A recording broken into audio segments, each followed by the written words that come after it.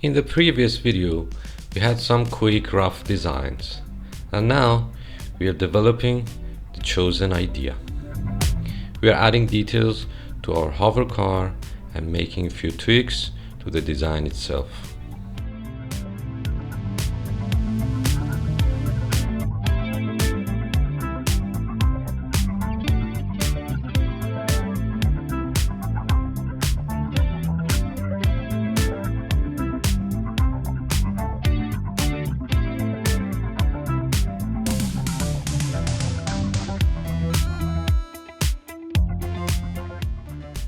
For example, those buttons on the back side, I'm replacing them with a cross shape like the D-pad on game controllers.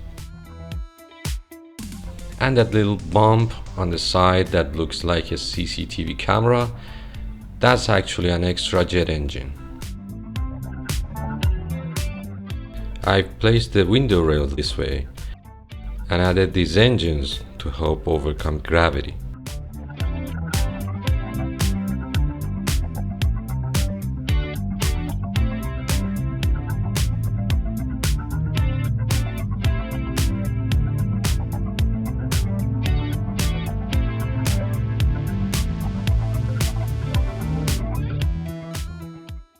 You can see I'm also sketching hatches on the body.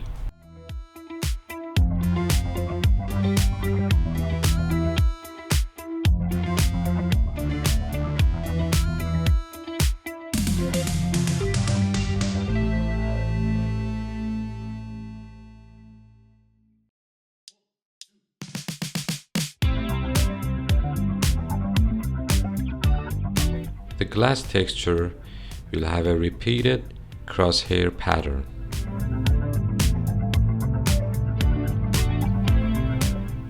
The cockpit glass is now fully orange, and the rear shield is being polished, with grooves carefully added. For the color scheme, I'm wrapping a stripe from yellow at the front and red at the back. Same for the headlights and taillights. Yellow in front, red in back. Where the window rail passes, the glass looks darker because the light can't go through. The body isn't one solid piece. It's made of separate parts assembled together. To make it feel like a used vehicle, I've made some panels darker, as if they were replaced recently. And of course, we'll add some cool retro style stickers, kinda like pixel game posters. Plus that specific dust and dirt you see on old consoles. Finally, the cast shadow.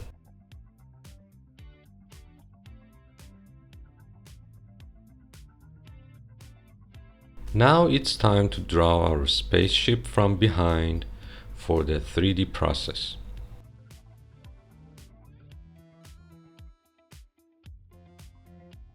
The side vents lead toward the back, and I'm using blue and red colors on the taillights to help separate the lines in these tight spaces.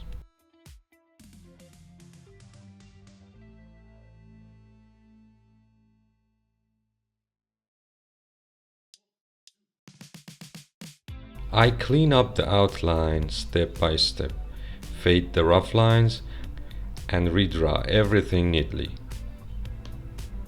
The side view isn't important here. We've already done that, but the back details are key.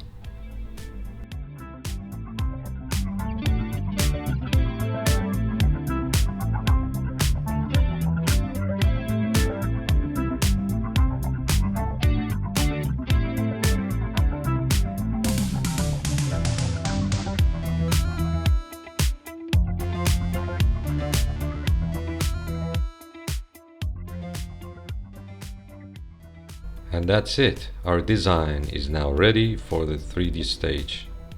See you on the next video.